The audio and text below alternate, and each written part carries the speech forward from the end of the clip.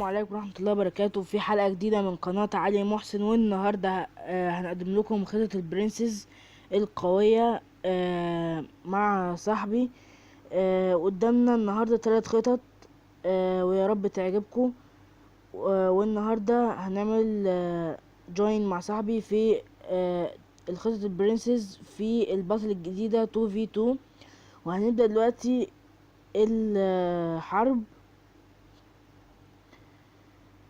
انا هحط الجولم قدام الاليت باربيانز، عشان طبعا دول لو دخلوا على الطاولة ممكن يجيبوا دامج جامدة منها. طبعا ممكن نحط البرنسز قدام عشان برضو تقضي على التاور برضو. طبعا احنا بالتالي اخدنا التاور، وممكن نحط البيبي دراجون قدام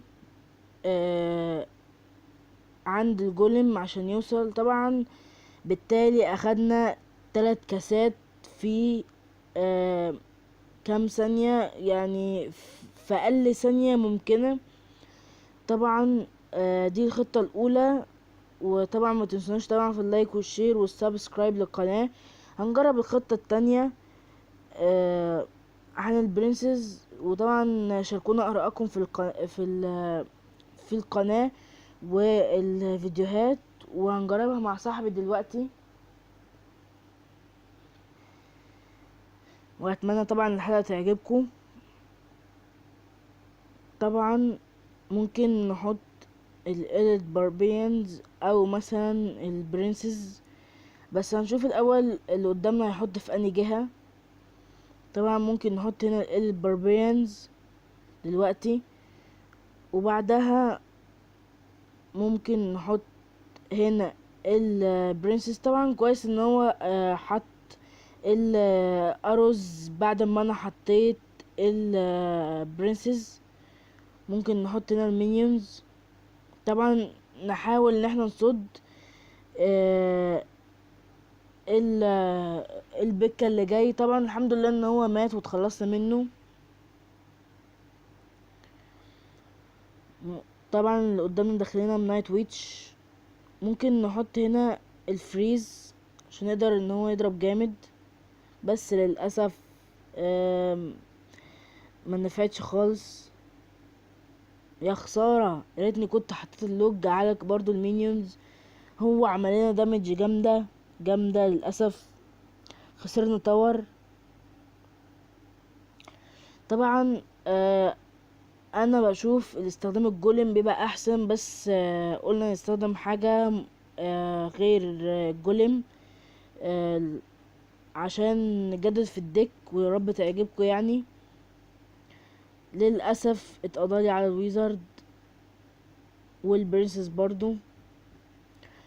ولازم نحاول نتخلص برضو من البكة عشان نحاول ان احنا ما يوصلش. للأسف هو دخلي بالبكة والجولم في وقت واحد، وهم اصلا يعني هما الاتنين اقوياء جدا. فللأسف ممكن نخسر المرة دي. طبعا احنا في الاول الهجمة ما استخدمتش مننا اقل من دقيقة. طبعا للأسف اتهزمنا. طبعا الدكة الأرضية برضو انا شايفها حلوة، مش وحشة برضو. والدكة برضو دي برضو مش وحشة. و ممكن نجرب الدك التالتة ونجربها دلوقتي مع صاحبي. ويا رب طبعا تعجبكم الحلقة. هو صاحبي جرب خطة متغيرة. هو ممكن للأسف احنا الاتنين معناش دفاعات ممكن نحطها. احنا الاتنين انا وصاحبي حط الالكسر كوليكتور، وبرضو قدامي حط الالكسر كوليكتور. ممكن نحط هنا البرنسز عشان ندافع عن التاور بتاعتي. ممكن نحط هنا كرات النار. طبعا نفعونا جامد. ممكن نحط برضو الويزارد. صاحبي حط ال باربريان وكويس ان هو عمل كده. طبعا الخطة دي فيها بكة كدفاع لينا. ممكن نحط البكة قدام عشان طبعا آه، ال ال اللمبر جاك طبعا بيدمر التاور بسرعة. للأسف البكة اتقضى عليه طبعا. بس ممكن نحاول الهجمة تاني برضو. البرنسس نفعتنا برضو. طبعا انا ممكن اشوف ان الاتنين دول الدكة الاولانية والدكة التانية حلوة. بس طبعا الدكة برضو ال ال التانية برضو مش وحشة. وانا شايف ان الدكة دي والدكة الاولى احلى بكتير طبعا. و صاحبي ممكن يحط الباربيريان وانا ممكن احط الويزارد قدامه. طبعا لازم نحاول ناخد دامج جامدة بأي شكل. ممكن نحط المينيونز فوق اللمبر جاك. للأسف هو اللمبر جاك بياخد دامج جامدة جدا. طبعا ممكن نعمل هجمة. آه ممكن نحط هنا البكة. وبعدها ممكن نحط قدامه البرنسز. وبعدها ممكن نحط هنا البيبي دراجون عشان طبعا لازم نحافظ على التاور التانية. طبعا الحمد لله آه انها ما اتاخدتش. وممكن طبعا البيك عامل شغل عالي طبعا. ممكن نحط هنا اللوج. للأسف خسرنا للأسف. وممكن نعمل برضو هجمة تانية نجربها تاني على الدكة دي عشان نتأكد انها حلوة برضو مش وحشة. بس للأسف خسرنا للأسف. ونجربها تاني الخطة دي مع صاحبي.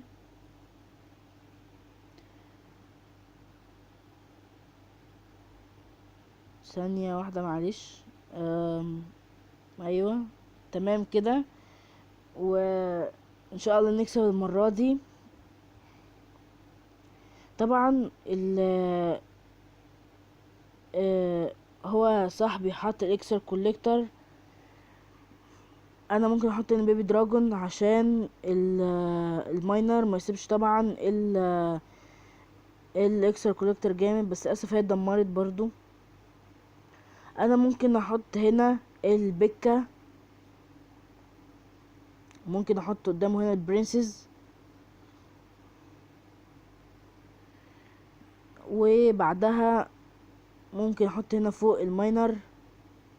للاسف اتقضالي على البرنسز للاسف.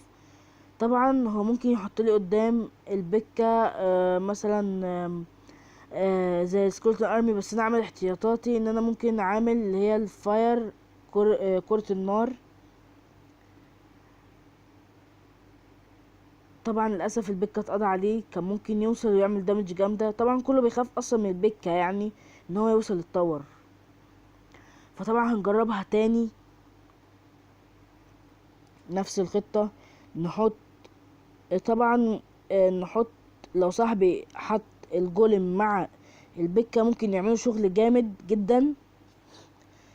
الحمد لله صاحبي حط الجولم وانا احط له جنبها البكة. ممكن احط هنا البرنسز. طبعا كويس ان البرنسز طالت الجوبلين. للاسف هو صاب البرنسز موتها للاسف. بس ممكن طبعا احنا كونا جيش جامد. والجولم وصل. وللاسف ما اخدناش التاور برضو. بس الحمد لله عملنا دامج جامدة طبعا. وممكن نحط البكة هنا. وبعدها ممكن نحط برضو البرنسز هنا، بس ممكن يحط لي هو السهوم، انا عارف اكيد. بعدها ممكن نحط هنا ويزارد، بعدها ممكن نحط هنا فاير على الويتش عشان طبعا ما تاكلناش تاور. ممكن طبعا نحط البيبي دراجون برضو. ممكن نحط اللوج هنا، للاسف ما جابتش بنفع، حطيتها غلط للاسف. واخدنا التاور الحمد لله، اخدنا التاور واتاكدنا ان الدكه مش وحشه. وكنا لو فضلنا كان في وقت كمان كنا ممكن ناخد التاور، بس للاسف ما خدناهاش. بس للاسف ما خدناش التلات تيجان. بس برضو الدكة حلو برضو. و اتمنى ان الحلقة تكون عجبتكم النهاردة. و السلام عليكم ورحمة الله وبركاته. بس بعد كده تابعونا في القناة بتاعتي، وطبعا ما تنسوناش في اللايك والشير والسبسكرايب. و اتمنى اشوف ارائكم كويسة ولا وحشة. انا ان شاء الله مش هزعل يعني. والسلام عليكم ورحمة الله وبركاته.